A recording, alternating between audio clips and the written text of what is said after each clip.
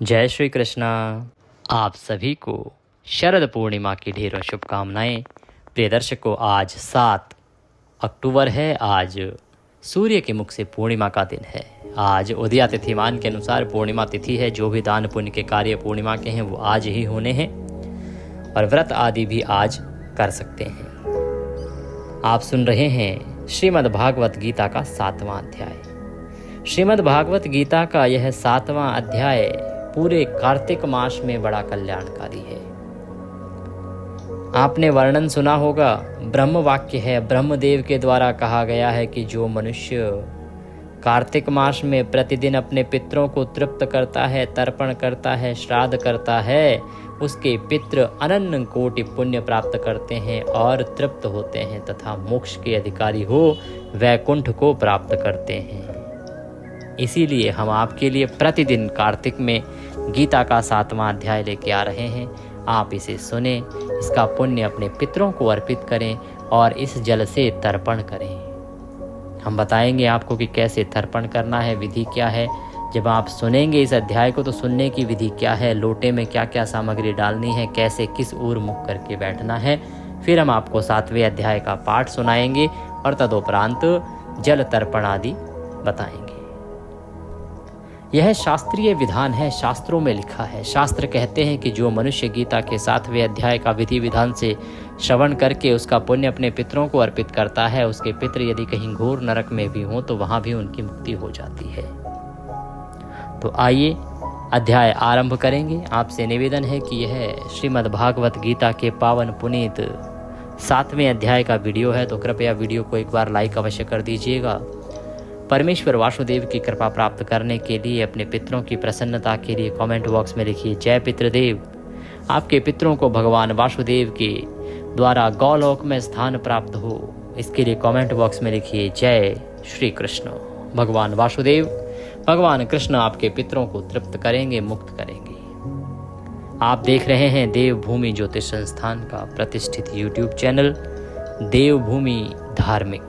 हम यहाँ पर सभी व्रत और त्योहारों की सही शास्त्रीय जानकारी प्रदान करते हैं। ज्योतिष शास्त्र और पंचांग के आधार पर आपको बताते हैं कौन सी तिथि कब है, व्रत आदि कब करना है, क्या विधि है, क्या नियम है और क्या गलती नहीं करनी है। यदि आप सभी व्रत और त्योहारों की सही शास्त्रीय जानकारी पाते रहना चाहते हैं तो कृपया चैनल को सब्सक्राइब करें और बेल आइकन को प्रेस करें। जब आप सब्सक्राइब का बटन दबाएंगे तो वहाँ घंटी का निशान बना हुआ आएगा, उसको अवश्य दबाइएगा, तभी आपको हमारे सारे वीडियो प्राप्त होंगे। आइए अब समय ना गंवाते हुए आरंभ करते हैं आज की जानकारी। प्रिय भक्तों, कार्तिक मास में पितृ तर्पण करने का विधान कहा गया है। ब्रह्म वाक्य कहता है, ब्रह्मदेव कहते हैं कि जो मनुष्य शालिग्राम के सामने एक बार श्राद्ध कर्म कर देता है उसके पितृ सीधे वैकुंठ को चले जाते हैं। अगर नरक में भी हो ना आपके पितृ, तो आप एक काम कीजिए। कार्तिक मास तो शुरू हो ही गया है। इस कार्तिक मास में प्रतिदिन गीता के इस 7वें अध्याय का श्रवण करें और अगर संभव हो तो तुलसी की छांव में या तुलसी के सामने करें। आप आंवले की छांव में करें या भगवान शालिग्राम के सामने बैठकर इसका श्रवण करें और अपने पितरों का तर्पण करें। इससे आपके पितृ जन्म जन्म के लिए तृप्त हो जाते हैं और उनके आशीर्वाद से आपके जीवन के सभी संकटों का नाश होता है, क्योंकि मनुष्य के जीवन में पितृ बहुत महत्वपूर्ण हैं। जिस मनुष्य के पितृ तृप्त नहीं होते, नाराज होते हैं, वह मनुष्य सदा परेशान रहता है, चाहे आर्थिक बदहाली हो, आर्थिक तंग हालात हो। अनेक बार प्रयास करने के बाद भी कारोबार नहीं चलता, अनेक प्रयास के बाद भी नौकरी या तो मिलती नहीं, मिलती है तो छूट जाती है, आर्थिक हालात बिगड़ जाते हैं, घर में गृह कलेश रहने लगता है, पति पत्नी के बीच में भी कलेश उत्पन्न हो जाता है, परिवार टूट जाते हैं, मानसिक परेशानियां होने लगती हैं, शारीरिक स्वास्थ्य संबंधी परेशानियां होने लगती हैं, यहाँ तक कि वंश वृद्धि तक रुक जाती है, संतान उत्पत्ति तक रुक जाती है। ये प्रभाव है पितरों की नाराजगी का, ये दुष्परिणाम है पितरों के दोष का। तो आइए जानते हैं कि कैसे आपको ये गीता का 7वां अध्याय सुनना है और फिर हम पाठ आरंभ करेंगे। प्रिय दर्शकों, एक लोटा लीजिए तांबे का, उसमें पहले गंगा जल भरिए, फिर शुद्ध जल भरिए और उसके बाद एक पत्ता तुलसी का अवश्य डालिए। मंजरी सहित यदि डालते हैं तो बड़ा कल्याणकारी है। एक तुलसी के पत्ते के साथ काले तिल भी डालिए। कुशा यदि मिल जाए तो कुशा डालिए और यह संपूर्ण सामग्री सहित लोटा जो है उसको अपने सामने रखिए और दक्षिण की ओर मुख करके बैठ जाइए तथा गीता के 7वें अध्याय का श्रवण कीजिए। और इसके बाद इसका पुण्य कैसे आप पितरों को अर्पित करेंगे, कैसे इसका जो जल है उससे तर्पण करेंगे, ये हम आपको बताएंगे 7वें अध्याय के पाठ के बाद, क्योंकि ये सब पाठ के बाद ही होना है। आइए आसन लगा लीजिए, लोटा सामग्री सहित सामने रखिए और अब हम पाठ आरंभ करते हैं। बोलिए कृष्ण भगवान की जय। भगवान वासुदेव के चरणों का ध्यान करें और सुनना आरंभ करें। श्री भगवान बोले, हे पार्थ, अनन्य प्रेम से मुझ में आसक्त चित्त तथा अनन्य भाव से मेरे परायण होकर योग में लगा हुआ तू जिस प्रकार से संपूर्ण विभूति बल ऐश्वर्य आदि गुणों से युक्त सबके आत्मरूप मुझको संशय रहित जानेगा, उसको सुन। भगवान कहते हैं, भगवान कृष्ण अर्जुन से कि अर्जुन, तुम्हारा मेरे प्रति जो अनन्य भाव है, जो तुम सदा मेरे परायण रहते हो, मुझ पर विश्वास करते हो, तुम आज ये जान पाओगे कि यह संसार मेरे द्वारा ही संचालित है। मैं ही इसका करता हूँ, मैं ही इसका भरता हूँ, मैं ही इसका धरता हूँ। निश्चय ही आज तुम्हें इसका ज्ञान हो जाएगा और जिस प्रकार से ज्ञान होगा उसको सुनो। कहते हैं कि मैं तेरे लिए इस विज्ञान सहित तत्व ज्ञान को संपूर्णतया कहूँगा, जिसको जानकर संसार में फिर और कुछ भी जानने योग्य शेष नहीं रह जाता। भगवान कृष्ण कहते हैं कि ये जो ज्ञान है ना, इसको मैं विज्ञान सहित कहूँगा तुमसे। और इस तत्व ज्ञान को संपूर्णतया जब आप जान लोगे तो उसके बाद कुछ भी आपके लिए जानने योग्य शेष ही नहीं रह जाएगा। भगवान कहते हैं कि हजारों मनुष्यों में कोई एक मेरी प्राप्ति के लिए यत्न करता है और उन यत्न करने वाले योगियों में कोई एक मेरे परायण होकर मुझको तत्व से अर्थात यथार्थ रूप से जानता है। कि अर्जुन, इस पृथ्वी पर इतने मनुष्य हैं, उनमें सभी लोग जो हैं मुझे प्राप्त करना नहीं चाहते और ना ही मेरे प्रति या मुझे पाने के प्रति यत्न करते हैं। हजारों में कोई एक होता है, कोई विरला होता है जो मुझे पाने के लिए यत्न करता है और उन यत्न करने वाले योगियों में भी कोई एक ही मेरे परायण होकर मुझको तत्व से अर्थात यथार्थ रूप से जान पाता है। सभी लोग ना तो प्रयत्न करते हैं और ना ही जान पाते हैं। भगवान कहते हैं कि पृथ्वी, जल, अग्नि, वायु, आकाश, मन, बुद्धि और अहंकार, इस प्रकार यह 8 प्रकार से विभाजित मेरी प्रकृति है। यह 8 प्रकार के भेदों वाली तो अपरा अर्थात मेरी जड़ प्रकृति है। और हे महाबाहु, इससे दूसरी को जिससे ये संपूर्ण जगत धारण किया जाता है, मेरी जीव रूपा अर्थात परा चेतन प्रकृति जान। हे अर्जुन, तू ऐसा समझ कि संपूर्ण भूत इन दोनों प्रकृतियों से ही उत्पन्न होने वाले हैं और संपूर्ण जगत का प्रभव तथा प्रलय मैं हूँ, अर्थात संपूर्ण जगत का मूल कारण भी मैं ही हूँ। भगवान कृष्ण कहते हैं अर्जुन से कि ये जो सृष्टि है ना, इसके 2 प्रकार हैं और ऐसा समझ लो कि इन 2 प्रकारों के बीच में इन जो संपूर्ण भूत अर्थात जितने भी जीव उत्पन्न हो रहे हैं वो इन 2 प्रकृतियों से ही उत्पन्न होते हैं। इन प्रकृतियों के द्वारा ही वह उत्पादित किए जाते हैं। कहते हैं कि हे अर्जुन, ये जो संसार है इसका, इस जगत का प्रभव तथा प्रलय मैं हूँ, अर्थात मैं ही तो इसका मूल कारण हूँ। ये सृष्टि, ये दुनिया, ये प्रकृति है, ये मेरे कारण है, मेरे होने से है। यदि मैं ना रहूं तो ना ये प्रकृति होंगी और ना ही इस सृष्टि की रचना होगी। हे धनंजय, मुझसे भिन्न दूसरा कोई भी परम कारण नहीं है। मुझसे भिन्न दूसरा कोई भी परम कारण नहीं है। यह संपूर्ण जगत सूत्र में सूत्र के मणियों के सदृश मुझ में गुथा हुआ है। कि ये जो जगत है, ये जो संसार है ना, ये सूत्र में सूत्र के द्वारा जैसे मणि एक दूसरे से गुथे होते हैं ना, उसी प्रकार से ये मेरे भीतर गुथा हुआ है। हे अर्जुन, मैं जल में रस हूँ और चंद्रमा तथा सूर्य में प्रकाश हूँ, संपूर्ण वेदों में ओंकार हूँ, आकाश में शब्द और पुरुषों में पुरुषत्व हूँ। भगवान वासुदेव कहते हैं अर्जुन से कि ये जो जल है ना, इस जल में जो रस रूपी है वह रस कोई और नहीं है, मैं ही हूँ और मेरे ही होने से है।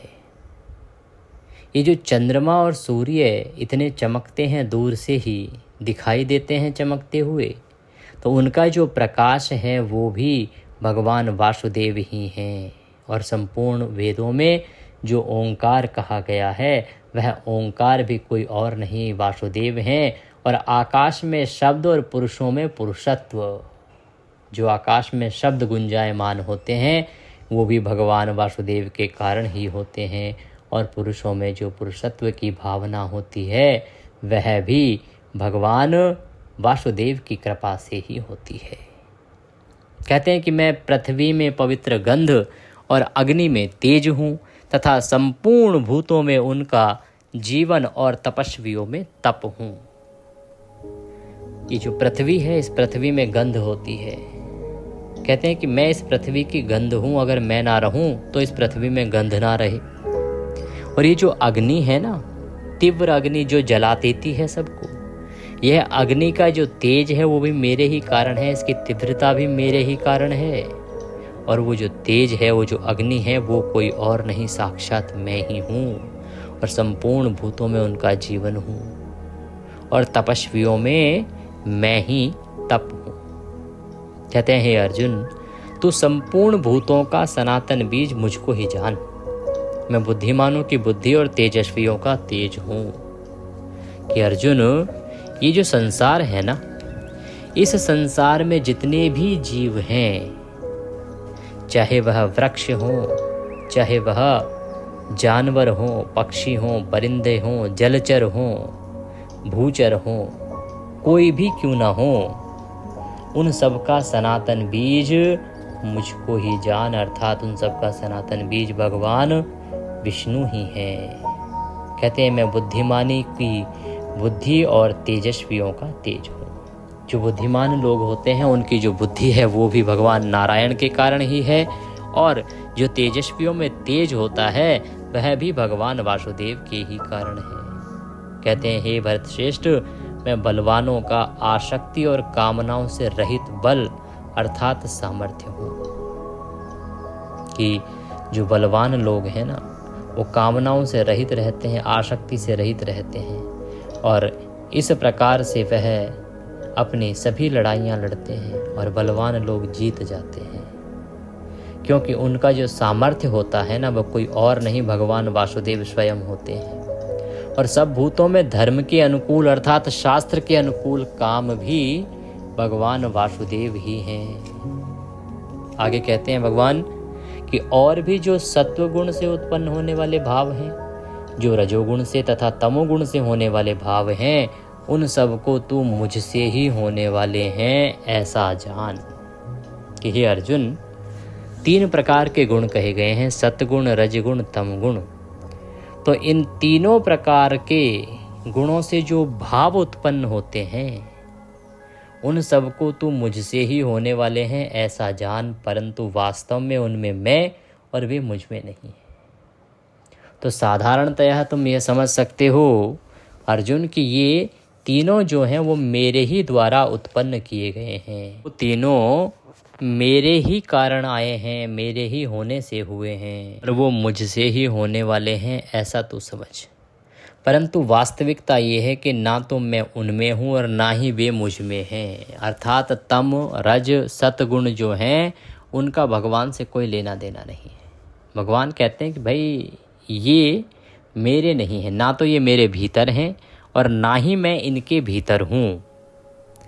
गुणों के कार्य रूप सात्विक, राजस और तामस, इन तीनों प्रकार के भावों से यह सारा संसार प्राणी समुदाय मोहित हो रहा है। इसलिए इन तीनों गुणों से परे मुझ अविनाशी को नहीं जानता। भगवान कहते हैं कि गुणों के कार्य रूप सात्विक, राजस और जो तामस, तीन प्रकार के जो भाव है ना, इन तीनों प्रकार के भावों से संसार का जो प्राणी है वो मोहित होता जा रहा है। जितना भी प्राणी समुदाय हैं, जो जीव आत्माएं हैं, वो सभी मोहित हो जा रही हैं। इसीलिए इन तीनों गुणों से परे मुझ अविनाशी को नहीं जानती। और इसी कारण से ये जो पुरुष जन हैं या ये जितने भी भक्तगण हैं, वो मुझ अविनाशी भगवान विष्णु को जानते ही नहीं हैं, क्योंकि यह अलौकिक अर्थात अति अद्भुत त्रिगुण में मेरी माया बड़ी दुस्तर है। क्योंकि हे अर्जुन, ये तीन गुणों वाली जो मेरी माया है ना, ये बहुत बड़ी दुस्तर है। परंतु जो पुरुष केवल मुझको ही निरंतर भजते हैं, वे इस माया को भी उल्लंघन कर जाते हैं और संसार से तर जाते हैं। ये जो माया है ये तो दुस्तर है, बांध के रखती है, मन कहीं कभी लगने देती नहीं। परंतु जो मुझको भज लेता है ना, उसका मैं कल्याण कर देता हूँ। वे इस माया का उल्लंघन कर जाते हैं और संसार से तर जाते हैं। माया के द्वारा जिनका ज्ञान हरा जा चुका है, ऐसे आसुर स्वभाव को धारण किए हुए मनुष्यों में नीच दूषित कर्म करने वाले मूढ़ लोग मुझको नहीं भजते। भगवान कहते हैं कि हे अर्जुन, ये जो माया है, इसके द्वारा जिन जिन का ज्ञान हरा जा चुका है ना, ऐसे जो आसुर स्वभाव को धारण किए हुए मनुष्य हैं, अर्थात जिनका जानवरों के जैसा स्वभाव हो गया है, मनुष्यों में नीच दूषित कर्म करने वाले मूढ़ लोग भी मुझको नहीं भजते। तो इस प्रकार के जो भी लोग हैं वो मुझे नहीं भजते, ऐसा भगवान कृष्ण अर्जुन को कह रहे हैं। कहते हैं कि हे भरतवंशियों में श्रेष्ठ अर्जुन, उत्तम कर्म करने वाले अर्थार्थी, आर्त, जिज्ञासु और ज्ञानी, ऐसे चार प्रकार के भक्तजन, भगवान कहते हैं कि ऐसे चार प्रकार के भक्तजन मुझको भजते हैं, अर्थात भगवान विष्णु को भजते हैं। कहते हैं उनमें नित्य मुझ में एक ही भाव से स्थित अनन्य प्रेम भक्ति वाला ज्ञानी भक्त अति उत्तम है, क्योंकि मुझको तत्व से जानने वाले ज्ञानी को मैं अत्यंत प्रिय हूँ और वह ज्ञानी मुझे अत्यंत प्रिय है। कि हे अर्जुन, एक ही भाव से स्थित अनन्य प्रेम भक्ति वाला जो ज्ञानी भक्त है ना, वो मुझे सबसे अधिक प्रिय है, क्योंकि उसे तो ये समझो कि वो साक्षात मेरा स्वरूप ही है।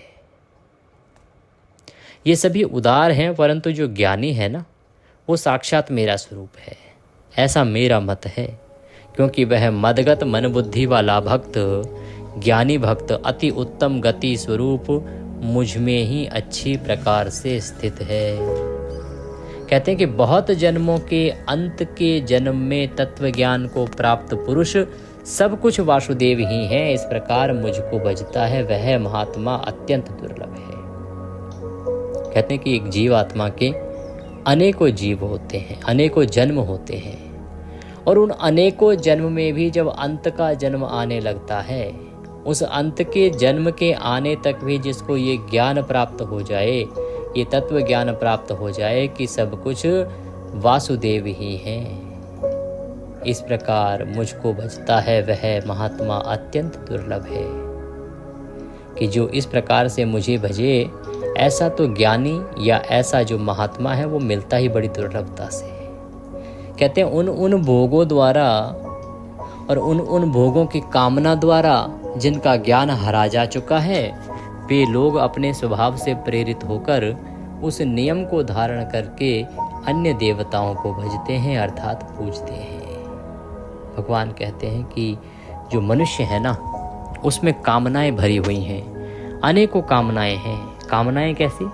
किसी को शादी नहीं हो रही, भगवान मेरी शादी करा दो। किसी के बच्चे का विवाह नहीं हो रहा, मेरे बेटे की शादी करा दो। पुत्र दिला दो, पोता दिला दो। बच्चे कहते हैं पास करवा दो, भगवान 11 का प्रसाद चढ़ाएंगे। कोई चीज़ खो गई, आप तुरंत भगवान का प्रसाद बोल देंगे, भगवान ये मिलवा दो, इतने का प्रसाद चढ़ा देंगे। तो कुल मिला के कह रहे हैं कि जो मनुष्य है ना, वो भोगों में और कामनाओं में लगा हुआ है। उसका दिमाग चलता ही नहीं है, ये कहें उसके मन में विचार ही नहीं आ पाते कि कुछ और भी करना है। केवल कामनाओं में ही वह डूबा रहता है, उन कामनाओं की पूर्ति के लिए ही वह प्रयत्न करता है। वे लोग अपने स्वभाव से प्रेरित होकर उस नियम को धारण करके अन्य देवताओं को भजते हैं अर्थात पूजते हैं। और जो भी लोग हैं वो भिन्न भिन्न देवताओं को भजते हैं और भिन्न भिन्न देवताओं को ही पूजते हैं। जो सकाम भक्त जिस जिस देवता के स्वरूप को श्रद्धा से पूजना चाहता है, उस भक्त की श्रद्धा को मैं उसी देवता के प्रति स्थिर कर देता हूँ। भगवान वासुदेव कहते हैं कि ये जो प्राणी समुदाय है ना, इसकी भावनाएं अलग अलग हैं, इसकी इच्छाएं अलग अलग हैं, और इच्छाओं की पूर्ति के लिए, कामनाओं की पूर्ति के लिए ही ये सदा प्रयत्न करता है।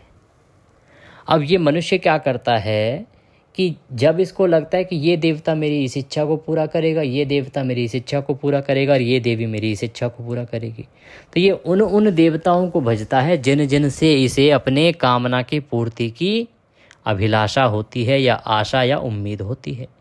इसीलिए ये उनको भजता है, और इसी को कहते हैं सकाम भक्ति। भक्ति दो प्रकार की होती है, सकाम और निष्काम। यहाँ भगवान कह रहे हैं कि ये जो मनुष्य है ये सकाम भक्ति करता है। सकाम का अभिप्राय है किसी काम की पूर्ति के लिए भक्ति। आप आज के समय में कोई व्रत करते हैं तो वह भी कामना की पूर्ति के लिए, भगवान ये काम करवा दो या इसका उद्धार करवा दो, मैं ये एकादशी करूँगी या करूँगा, मैं ये अमुक व्रत करूँगा, मैं इतने का प्रसाद चढ़ा दूँगा, मैं आपके दर पर इतनी बार मत्था टेकने आऊँगा। ये सब क्या है? ये सकाम भक्ति के उदाहरण हैं। आप अपनी कामना की पूर्ति के लिए ही तो भगवान को ये कहते हैं ना कि मेरी ये कामना है, ये इच्छा है, इसको पूरा कर दो, मैं ऐसा करूँगा भगवान। तो भगवान वासुदेव कहते हैं कि ये जो मनुष्य है ना, ये कामनाओं में डूबा रहता है और कामनाओं के द्वारा ही इसका चित्त जो है वो हर लिया गया है। और जब ये मनुष्य सोचता है कि अमुक देवता मेरी इस कामना की पूर्ति करेगा, तो भगवान कहते हैं कि मैं उसकी श्रद्धा को उसमें और अधिक प्रगाढ़ कर देता हूँ, गहरा कर देता हूँ। कैसे कर देता हूँ? कहते हैं कि वो जो पुरुष है वह श्रद्धा से युक्त होकर उस देवता का पूजन करता है और उस देवता से मेरे द्वारा ही विधान किए हुए उन इच्छित भोगों को निसंदेह प्राप्त करता है। मनुष्य क्या करता है कि उस देवता की पूजा करता है अपनी इच्छा की पूर्ति के लिए, अपनी कामना की पूर्ति के लिए, और फिर भगवान वासुदेव के द्वारा ही विधान किए हुए उन इच्छित भोगों को वो निसंदेह प्राप्त कर लेता है। अब दे कौन रहा है उनको? दे रहे हैं भगवान वासुदेव। किसके द्वारा दिलवा रहे हैं? जिस भी देवता की आप पूजा कर रहे हैं उसके माध्यम से दे रहे हैं। तो आपकी श्रद्धा उस देवता के प्रति हो जाती है कि ये देवता ने मेरी इच्छा पूरी की है, बस यही सब कुछ है। भगवान समझाने का प्रयास कर रहे हैं कि वो सब कुछ नहीं है, सब कुछ तो केवल मैं ही हूँ। परंतु लोगों को लगता है कि अमुक देवता इस कार्य को कर रहा है, इसीलिए उसकी जो भक्ति और बढ़ जाती है, श्रद्धा बढ़ जाती है कि देखो जी हमारे अमुक देवता ने तो ये काम कर दिया हमारे लिए, हमें ये बाबा बड़ा सूट करते हैं, जो मांगते हैं बाबा दे देते हैं। आगे कहते हैं परंतु अल्प बुद्धि वाले उन लोगों का वह जो फल है ना वो नाशवान है, तथा वे देवताओं को पूजने वाले देवताओं को प्राप्त होते हैं और मेरे वक्त चाहे जैसे ही बजें वे अंत में मुझको ही प्राप्त होते हैं। कि हे अर्जुन, ये जो इस प्रकार की कामनाओं के कारण डूबे हुए लोग हैं ना, इनका जो फल है ना, जो पुण्य फल इनको प्राप्त होता है वो बड़ा ही कम है। ये देवताओं को पूजने वाले लोग उन देवताओं के धाम को ही जाते हैं, जिस देवता को आप पूजेंगे उसी के धाम को आप प्राप्त करते हैं। परंतु कहते हैं कि मेरे भक्त चाहे मुझे जैसे ही भजें वे अंत में मुझे ही प्राप्त होते हैं। बुद्धिहीन पुरुष मेरे अनुत्तम अविनाशी परम भाव को न जानते हुए मन इंद्रियों से परे मुझ सच्चिदानंदन घन परमात्मा को भली भांति मनुष्य की तरह जन्म कर व्यक्ति भाव को प्राप्त हुआ मानते हैं। कहते हैं कि जो बुद्धिहीन जो लोग हैं ना, उनको लगता है, ये कामनाओं में डूबे हुए जो लोग हैं उनको लगता है कि मैं भी साधारण मनुष्य की भांति ही जन्म कर व्यक्ति भाव को प्राप्त होता हूँ, अर्थात मैं भी जन्मने मरने वाला ही हूँ।